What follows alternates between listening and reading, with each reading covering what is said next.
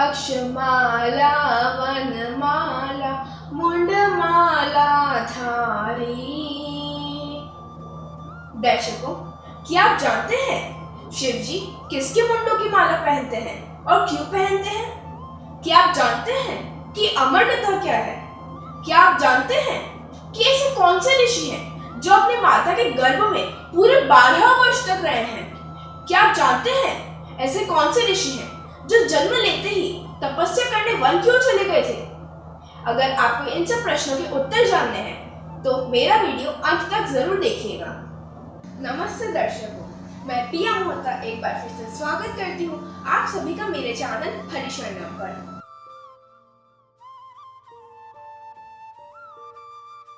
Like the video, subscribe to the channel and press the bell icon for latest video update.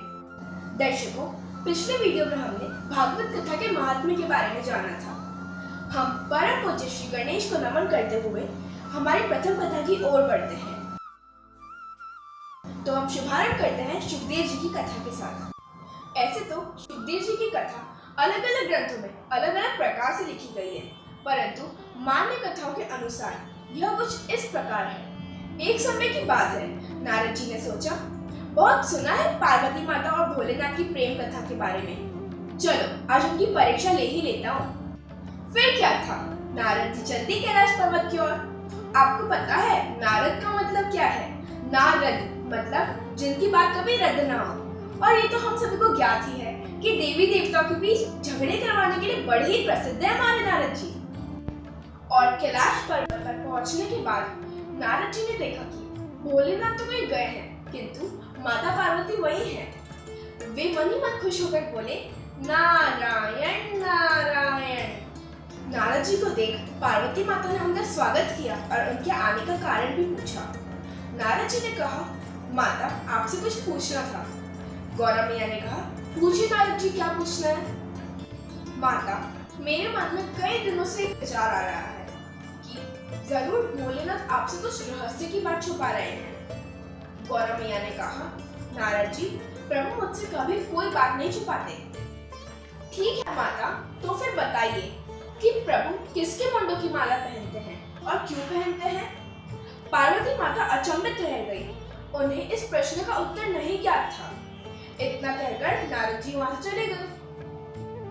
Parvati माता सीधे पहुंची भोलेनाथ के पास और उन्होंने कहा, प्रभु मुझे आपसे कुछ पूछना है। आप ये किसके मुंडों की माला धारण करते हैं और क्यों धारण करते हैं? इस पर भोलेनाथ ने कहा, गौरा, यह तुम्हारे ही मुंडों की माला है। जब जब तुम मृत्यु को प्राप्त होती हो तब तब मैं इन्हें धारण करता हूँ, क्योंकि मैं तुम्हें अत्यधिक प्रेम करता हूँ। पार्वती माता ने कहा, प्रभु सिर्फ मैं ही क्यों मृत्यु को प्राप्त होती हूँ, कभी आप मृत्यु को प्राप्त क्यों नहीं होते? इस पर भोलेनाथ ने कहा, गौरा, क्योंकि मैंने अमर कथा का श्रवण कर रखा है। पार्वती माता ने कहा, प्रभु मुझे भी अमर कथा का श्रवण करना है। मैया के बहुत अनुरोध करने के बाद शिव जी ने उन्हें अमर कथा सुनाने का निश्चय किया। ऐसे तो अमर कथा सुनाने के स्थान को लेकर अलग अलग मत है, किंतु मान्य कथाओं के अनुसार भोलेनाथ ने अमर कथा सुनाने के लिए अमरनाथ की गुफा का चयन किया था, क्योंकि उन्हें इस महान अमर कथा का वाचन करने के लिए कोई गुप्त स्थान चाहिए था। आपको पता है दर्शकों, भोलेनाथ ने गुफा में प्रवेश करने से पहले कुछ समय के लिए अपने सिर पर विराजित चंद्रमा, माथे का चंदन, गले के सर्पों, कानों के कुंडल, यहाँ तक कि गणेश जी का भी कुछ समय के लिए त्याग कर दिया था, क्योंकि वे नहीं चाहते थे कि पार्वती माता के अलावा इस महान अमर कथा का कोई और श्रवण कर सके। और कथा प्रारंभ करने से पहले भोलेनाथ जी ने पार्वती माता से कहा, देवी, इस कथा के श्रवण के समय निद्रा रानी आकर परीक्षा लेती है, इसलिए जब मैं कथा सुनाऊं तब तुम सतर्क रहना और स्वामी कहती रहना। इस पर गौरा मैया ने कहा, आप चिंता न करें प्रभु, मैं ध्यान रखूंगी। 2 दिन तक तो माता पार्वती कथा सुनती रही, किंतु तीसरे दिन उन्हें नींद आ गई और उस गुफा में एक शूक बालक मतलब तोते का बच्चा भी उपस्थित था, जिसका ज्ञान शिव जी और माता पार्वती को नहीं था। अब माता पार्वती की जगह वो शूक बालक स्वामी कहने लगा। जब कथा समाप्त हो गई तब शिव जी ने देखा कि गौरा मैया तो सो रही है। उन्होंने पूछा, देवी यदि तुम सो रही थी तो कथा के बीच में स्वामी कौन कह रहा था? इतना सुनकर वो शूक बालक घबराकर उठ गया। शिव जी अत्यंत क्रोध से उसके पीछे अपना त्रिशूल लेकर दौड़े। वो शूक बालक 3 लोक 14 भुवन के चक्कर काटने लगा। शिव जी भी त्रिशूल लेकर उसका पीछा करते रहे। अंततः आश्रय पाने के उद्देश्य से वो शूक बालक ऋषि श्री वेदव्यास जी के आश्रम में पहुंचा। वहां उनकी पत्नी वाटिका उबासी ले रही थी। मौका पाकर शूक माता के मुख से उनके गर्भ में प्रवेश कर गया और शिव जी वहां पहुंच गए। क्रोध से उनकी आंखें लाल थी। हाथ में त्रिशूल लिए उन्होंने कहा, कहाँ है वो शूक बालक? इतने में व्यास जी वहां आए और उन्होंने पूछा, अरे अरे प्रभु, क्या अपराध किया उस शूक बालक ने? शिव जी ने कहा, उसने चोरी की है। व्यास जी हंसकर बोले, प्रभु आपके पास चुराने के लिए है ही क्या?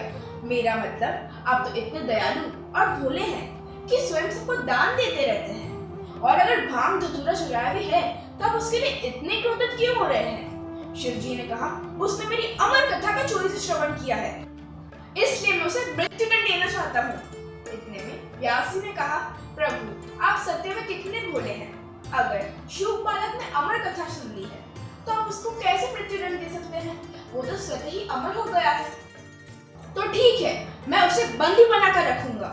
व्यास जी ने कहा, प्रभु वो तो गर्भ में है, आप उसे कैसे बंदी बनाएंगे? शिव जी ने कहा, ठीक है, तो मैं यहाँ पर 1 वर्ष तक समाधि लेकर रहूंगा।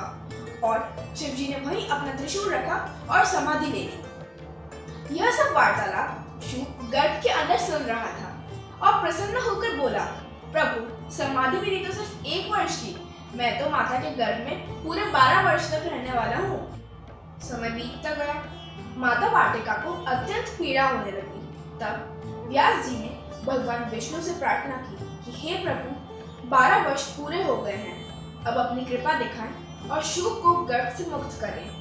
तब भगवान विष्णु स्वयं धरती में प्रकट हुए और उन्होंने शूक बालक से कहा, पुत्र बाहर आकर देखो, यह संसार कितना सुंदर है। शूक ने कहा, प्रभु मैं संसार की मोह माया में नहीं पड़ना चाहता। अगर आप संसार की माया को कुछ क्षण के लिए रोक दे तो मैं जरूर जन्म ले लूंगा। विष्णु भगवान ने कहा, ठीक है, मैं 1 क्षण के 100वें हिस्से के लिए माया को रोक देता हूँ। और इसी अंतराल में शूक ने गर्भ से बाहर निकलकर मनुष्य रूप में जन्म लिया। इस तरह भोलेनाथ और भगवान विष्णु की कृपा से श्री सुखदेव जी ने जन्म लिया। सुखदेव जी ने सभी वेद, पुराणों, उपनिषदों, ग्रंथों और श्रीमद् भागवत का अध्ययन माता वाटिका के गर्भ में ही कर लिया था। जन्म लेते ही वे संन्यास लेकर तपस्या करने वन में चले गए और बहुत ही कम आयु में खुद को ब्रह्मलीन कर लिया। दर्शकों, ये वही सुखदेव जी हैं जिन्होंने राजा परीक्षित को उनकी मोक्ष प्राप्ति के लिए भागवत कथा का श्रवण करवाया था। इसके बाद सुखदेव जी ने अनगिनत लोगों को उनके कल्याण के लिए भागवत कथा का श्रवण करवाया। यही कारण है कि सर्वप्रथम सुखदेव जी की कथा से ही भागवत कथा का शुभारंभ होता है। तो दर्शकों, यहाँ समाप्त होती है हमारी प्रथम कथा।